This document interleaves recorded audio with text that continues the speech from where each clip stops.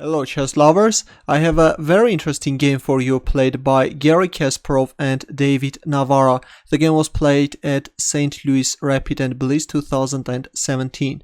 Kasparov started with e4, c6 by Navara, Caro-Kann defense, d4, d5 and e5. This is the advanced variation. Bishop f5, knight c3, e6, protecting the pawn on d5 and preparing c5. g4, bishop g6, knight e2, c5, bishop e3, knight e7, and f4. Kasparov goes for this aggressive pawn storm. And h5, trying to stop these pawns. And now comes a strong move by Kasparov, f5, going for a pawn sacrifice. By the way, g5 is a bad move because this gives black this perfect outpost on f5. Instead, we see f5, e takes f5 and g5, and after knight c6, knight f4, look at this dead bishop on g6, a6, preventing any possible knight b5, knight d6 jump, bishop g2, c takes d4, bishop takes d4, knight takes d4, queen takes d4, knight c6, queen f4, bishop b4, and Kasparov simply castles queenside and allows this bishop takes c3 move. B takes c3, queen a5. And now comes a very dubious move by Kasparov, rook takes d5. It's not quite clear why he didn't capture on d5 with a bishop, because this is just crushing black. Now black can't castle kingside because of this pin, and white can capture on g6. For example, after bishop d5, if queen takes c3, then rook d3, queen a5, white can go for this aggressive e6 move.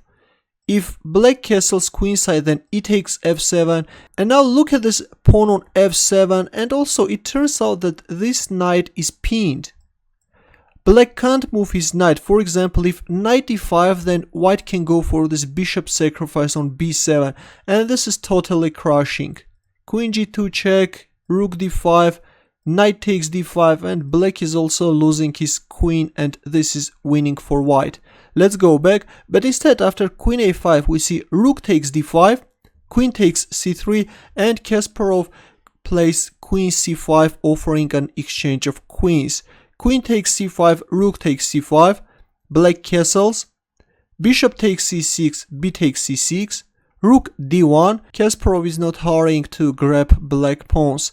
Rook a b8, c4, a prophylactic move preventing any possible rook b5 move. But it was very important to play this e6 move, which is just winning instantly. If rook d8, then rook takes d8 check, rook takes d8, rook takes c6. Of course, black can't capture on e6 because this bishop on g6 is hanging. And if king f8, then rook takes a6, rook d4, rook a8 check, king e7, rook a7 check, and this is an easy win for white. Let's go back, but instead after rook a b8 we see c4, now comes rook d8, rook d6, king f8, rook takes c6, rook c8, king c2, h4, trying to activate this bishop in case white moves his knight. Rook takes c8 check, rook takes c8, king c3, a5, rook a6, rook b8, rook takes a5, rook b1, c5, rook e1, rook a8 check, king e7, rook a7 check, king e8, and knight d3. Well, again, e6 was winning. If rook f1, then c6, rook c1 check, king d4, rook takes c6, king e5. Now the threat is rook a8 check followed by knight d5 checkmate. If king d8, then e takes f7 simply, and this is winning for white.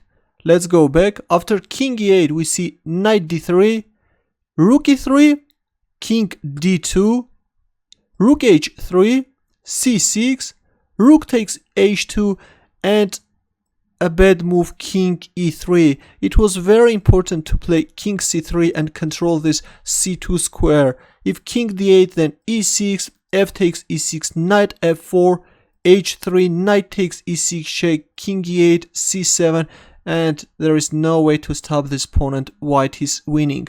But instead we see king e3, which allows black to equalize the game by playing rook c2, e6 by Kasparov, but already it's too late. h3, knight b4, f4 check, king d4, h2, rook a8 check, king e7, rook h8, controlling this h file and stopping this h pawn. Rook d2 check, king c5, bishop e4, c7. It turns out that there is no way to stop this pawn, but now comes bishop b7, and after king b6, here comes this study-like move bishop c8. Rook takes c8, which allows black to promote his pawn to a queen. Rook e8 check, king takes e8, and Kasparov is also promoting his pawn to a queen. King e7. Now Kasparov could have easily given a perpetual check by playing queen c5. If king e6, then queen c8 check, and white is managing to draw the game by giving a perpetual check. But instead, after king e7, overlooking black's threat, Kasparov played knight c6 check. Now if king d6, then queen d7, this is a checkmate.